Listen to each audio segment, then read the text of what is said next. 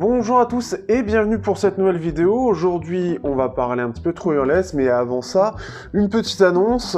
Comme vous pouvez peut-être déjà le remarquer, ou vous l'avez peut-être déjà vu, cette fin d'année va être un peu plus légère en termes de vidéos. Vous le voyez, je n'ai pas sorti cette semaine, je fais juste celle-ci parce que j'ai un peu plus de temps. Ça a été une fin d'année qui a été très fatigante pour moi. J'ai eu un boulot très intense, en plus d'avoir beaucoup de produits. Donc malheureusement, c'est ce qui fait que là, j'ai eu un relâchement. C'est qu'à un moment donné, quand la santé est en péril, entre guillemets, on prend soin de soi, donc ce qui fait que c'est une première chose. Alors c'est très positif pour moi, vous inquiétez pas, mais c'est juste que c'est extrêmement intense et ça prend énormément d'énergie. De l'autre, je tiens à remercier un peu votre soutien pour cette année qui a été, voilà, maintenant je suis complètement passé dans l'audio, quasiment plus dans les smartphones. J'espère que ça vous plaît, j'espère que vous appréciez les formats que je fais, et je vais essayer de réduire un peu, je me suis un peu étalé ces derniers temps, mais j'ai mis d'autres choses. J'espère que le format vous intéresse et que, ça vous intéresse un peu à tout ça, et ce qui fait que voilà, c'est un petit peu pour dire ça.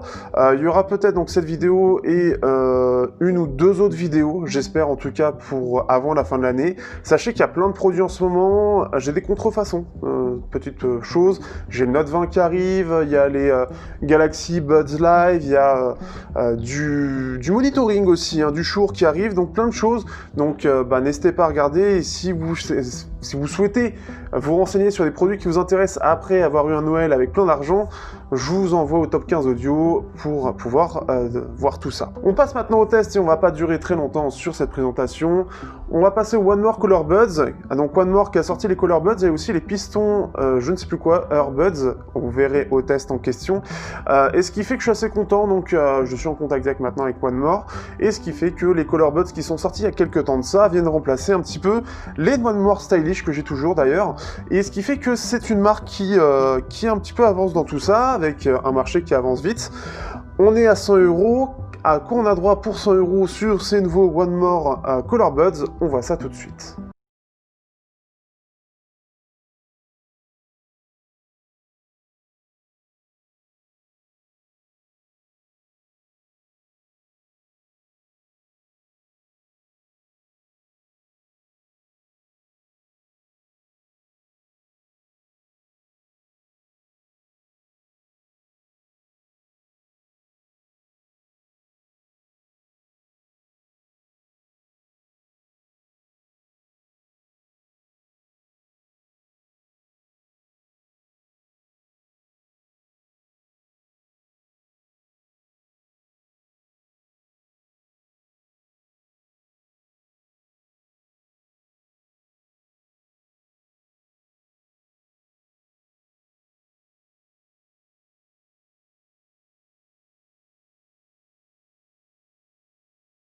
En termes de design, on a quelque chose qui est vraiment réussi. Au niveau de la couleur, on a une espèce de vert un peu pastel.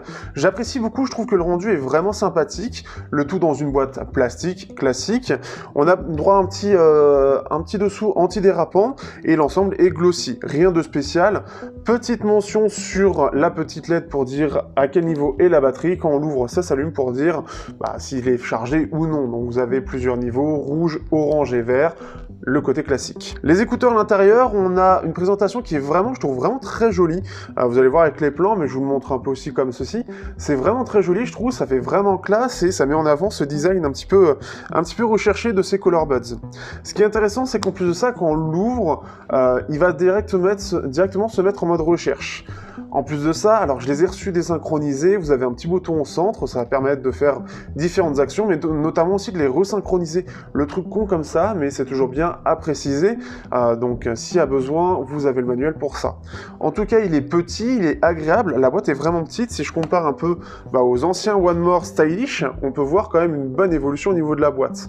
On a quelque chose de compact et vraiment réussi, et vraiment visuellement appréciable.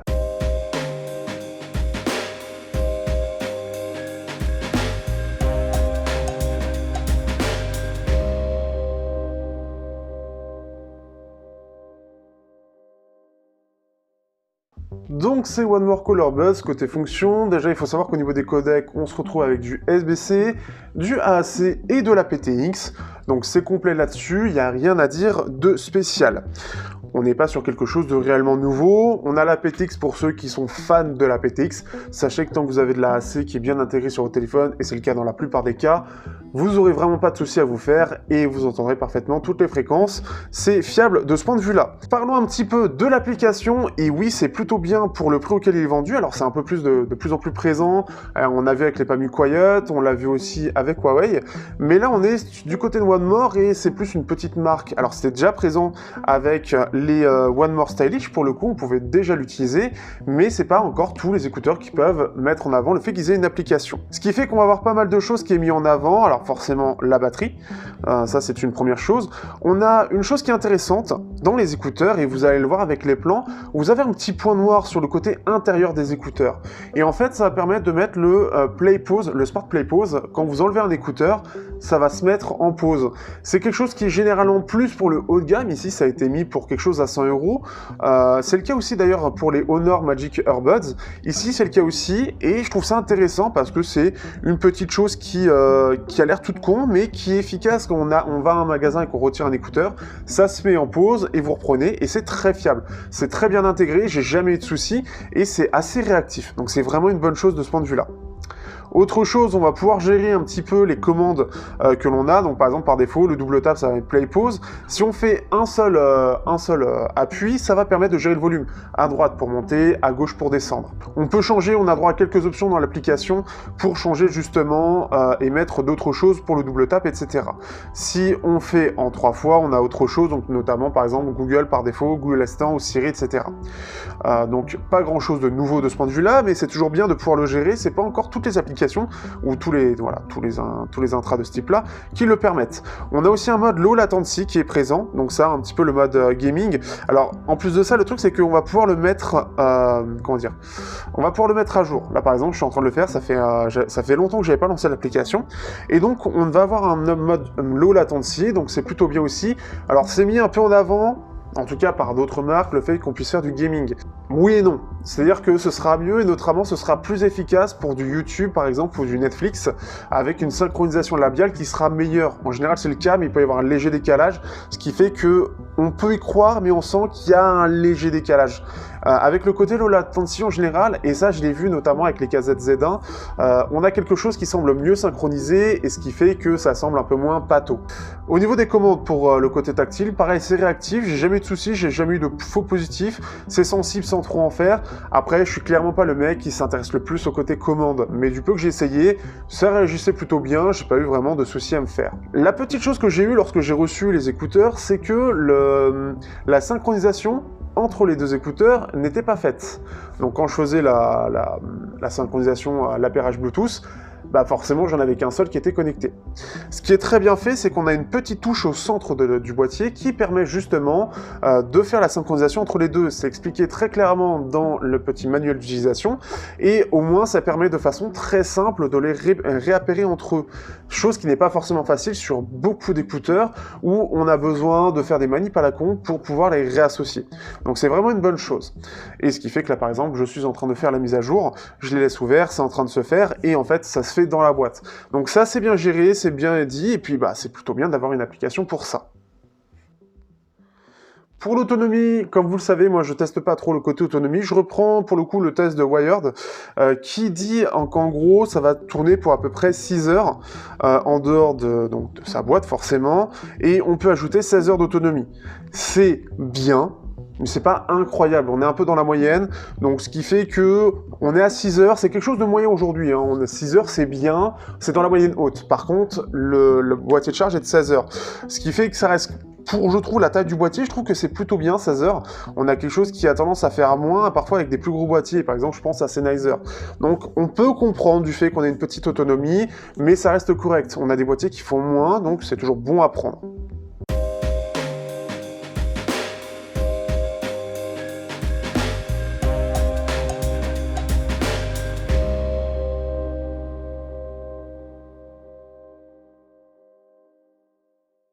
Passons maintenant à la partie que je préfère le plus, on va parler de la qualité sonore. Alors tout d'abord, pour ceux qui veulent savoir ce que vaut les micros des One More Color Buds, je le répète à chaque fois et c'est les mieux, je ne teste pas les micros tout simplement parce que je suis déjà en appel toute la journée au travail, je n'aime pas ça, et ce qui fait que je ne fais jamais d'appel. Donc ce qui fait que pour les micros, il vaut mieux se référer à plein de tests qui pourront bien mieux vous répondre que moi, surtout que je ne serai pas fiable du tout de ce point de vue-là, sachant que je m'en fous. Par contre, la qualité sonore, moi je suis quelqu'un qui écoute énormément de musique. Ici, on est sur quelque chose d'intéressant puisqu'on est sur un driver dit armature équilibrée.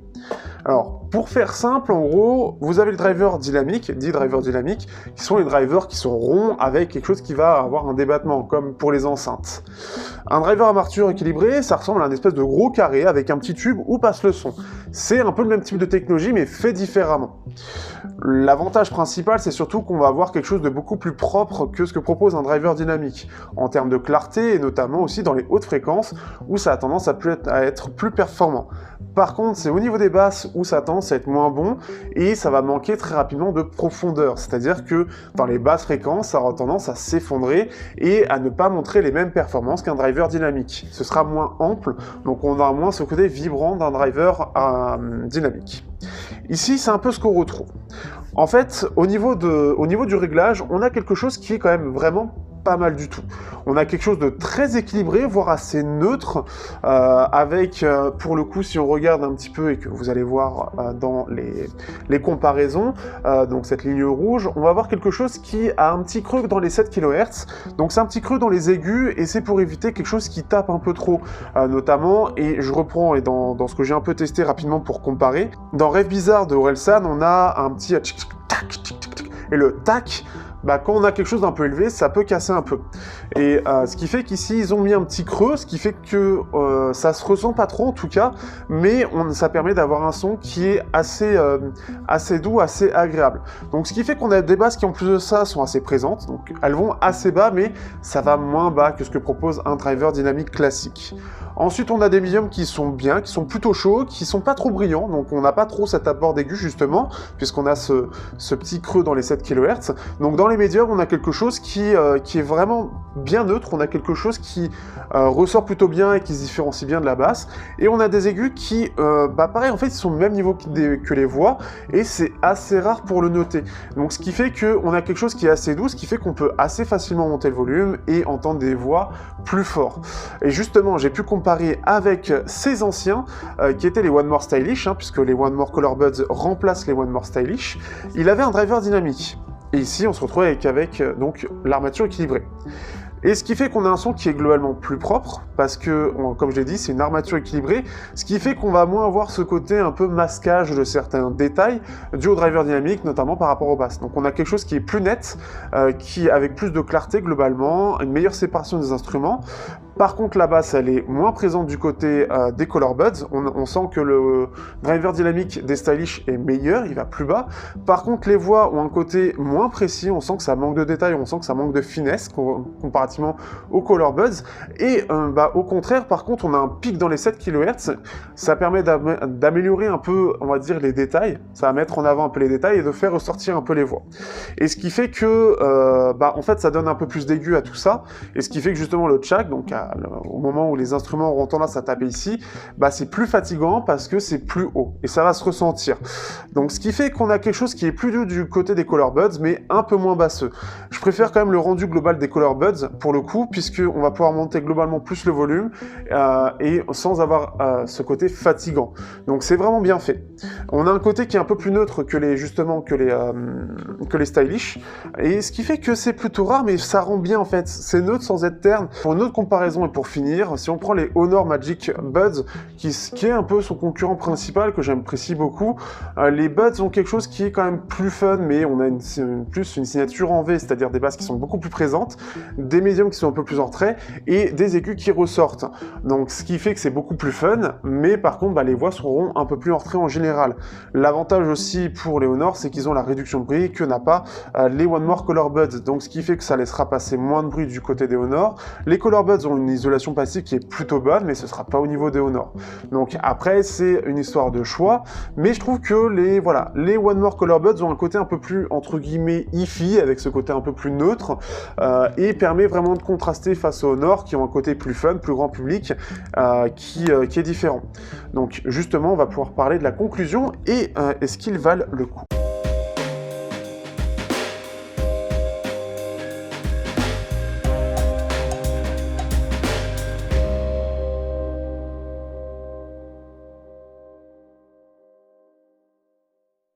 Donc ces One More Color Buds, clairement, ce sont des écouteurs qui sont réussis. Ils sont sortis à une centaine d'euros, donc après ça baissera sûrement au vu des différents sites, mais on a quelque chose qui est vraiment solide. Le fait que ce soit une armature équilibrée, en plus de ça, fait que c'est un changement radical par rapport au stylish et beaucoup d'intra dans cette gamme de prix. C'est assez rare de retrouver justement de l'armature équilibrée, parce que il y a encore pas mal de défauts, surtout quand on n'a qu'un seul driver. On sent qu'il y a eu des évolutions, et ceux qui me suivent en Chiffy le savent, mais ce qui fait que bon, je pouvais me dire peut-être que... Et en fait, j'ai appris assez tard que c'était un driver dynamique, enfin une armature équilibrée, et je pensais que c'était juste un driver dynamique, où là-bas c'était plutôt légère. Et on a quelque chose qui est vraiment très propre, très réussi et très maîtrisé de la part de One More, qui montre quelque chose qui montre qu'ils maîtrisent le produit, et ils veulent quelque chose qui soit un peu différent de ce que l'on retrouve habituellement, avec quelque chose de plus neutre. Ce que j'apprécie en plus de ça, c'est son design. Il est vraiment très joli, que ce soit la boîte ou les écouteurs. J'aime beaucoup en plus de ça la présentation qui met en avant ce côté assez élégant, assez fin des écouteurs, qui fait que c'est vraiment... Voilà, il y a eu une recherche de design, et je trouve que c'est vraiment très très réussi de ce point de vue-là. On sent une énorme évolution d'ailleurs par rapport au stylish, puisqu'on avait même un bouton pour devoir les ouvrir, et on avait quand même quelque chose qui était joli, mais on sent clairement que quand on voit ce qui était sorti avant, ça fait beaucoup plus grossier. Donc vraiment, c'est une très très bonne chose. On pourra mettre un peu en défaut l'autonomie du boîtier, notamment, qui, du fait que ce soit un peu petit, pareil, l'autonomie est un petit peu petite, mais c'est pas si grave que ça, c'est dans la moyenne, c'est pas incroyable, mais c'est pas, voilà, c'est pas ouf. Le plus gros souci, je pense, c'est surtout dû au fait que, on a des concurrents qui sont très puissants, je pense au Pamu Quiet ou encore Honor Magic Earbuds, parce qu'ils apportent avec eux, en plus de l'application, surtout la réduction de bruit active. Et ça, c'est quelque chose qui peut faire un peu plus mal, parce que la réduction de bruit active, l'ANC, c'est quelque chose qui est très demandé par beaucoup de gens. Ils ne veulent plus entendre quoi que ce soit et entendre juste de la musique, surtout dans le métro, c'est agréable. One More a pris le pari de ne pas le faire, et avec une armature équilibrée, ça doit peut-être être très compliqué à faire. Ce qui fait que c'est l'impasse qu'il faudra faire pour avoir un son qui soit un peu plus neutre, j'ai envie de dire. Les Pamu Quiet et les Honor Magic Earbuds ont, eux, une signature qui est un peu plus fun, et ça dépend de ce que vous cherchez, justement. Mais on aura un son qui sera globalement plus mature, un peu plus hi-fi, entre guillemets, mais c'est vraiment des gros guillemets, qui sera plus neutre et qui sera plus doux et qui permettra de mieux profiter des voix. C'est assez étonnant, et One More semble vouloir un peu plus aller de cette partie-là, et ce qui fait qu'on a vraiment, et c'est assez rare, des aigus qui sont assez doux. Dans les trois wireless, ça a tendance vraiment à être assez présent pour avoir un maximum de détails, ou en tout cas faire en sorte d'en donner artificiellement. Donc ça, c'est vraiment une chose qui est positive. Ce qui fait que j'aime beaucoup cette petite paire, parce qu'en plus de ça, ce que j'ai pas forcément dit, ils sont confortables aussi, ils sont très confortables. On a les embouts, mais on a des toutes petites entrées, donc pour ceux qui ont en plus de ça des petits conduits auditifs, ça pourrait être très sympathique. Et en plus de ça, et je pense que c'est là-dessus qu'ils ont voulu travailler aussi, au niveau du confort, on n'a pas du tout cette sensation de pression. Au point où, moi j'ai un peu l'habitude d'avoir toujours un petit peu de pression due aux intras, c'est un peu logique, mais c'est assez rare que ce soit réellement problématique. Et avec les earbuds, parfois j'ai l'impression qu'ils sont mal mis, parce que justement je les sens mal, comme si il y avait un trou dans l'entrée, entre guillemets, comme si l'embout était mal mis. Alors que non, en fait, c'est juste qu'il y a vraiment un système, il y a vraiment une fonction, ils ont vraiment fait en sorte qu'on ait un minimum de pression dans l'oreille. Pour ceux qui sont sensibles à ça, je pense que c'est le point un peu à mettre en avant pour le côté confort, du fait qu'on ait vraiment très peu de pression dans l'oreille. Et c'est vrai qu'il y a beaucoup d'intras qui ne permettent pas ça. Et ça, c'est le côté vraiment positif. Après, le positif aussi, l'USB-C, tout ça, aujourd'hui, c'est un peu logique. Mais ce qui fait que vraiment, on a quelque chose qui est solide, avec le seul et gros point noir, entre guillemets, face à la concurrence qui s'est un peu lancée, c'est-à-dire Honor et Pamu, sur l'ANC. L'ANC qui est manquant sur ce produit, il y en a plein d'autres comme ça, mais dans les gros produits, en tout cas, c'est le petit truc qui peut manquer. Donc ça, tout dépend de ce que vous cherchez, mais je trouve en tout cas que ces petits color buds sont vraiment réussis, sont vraiment jolis, ils sont mignons, voilà, c'est tout ce que j'ai à dire. Et voilà, c'est joli. En tout cas, j'espère que vous aurez apprécié ce test. On se voit à bientôt pour de prochains tests. Et si je ne fais pas de vidéo, en tout cas je n'en sors pas d'ici là, je vous souhaite un bon Noël ou de bonnes fêtes. Ça dépend quand est-ce que je reviens. Et n'hésitez pas à dire si vous avez offert ou si justement vous avez demandé des petits écouteurs, des casques, etc. dans les commentaires. Déjà, ça fera du référencement. Mais en plus de ça, ça fera un peu bouger la communauté.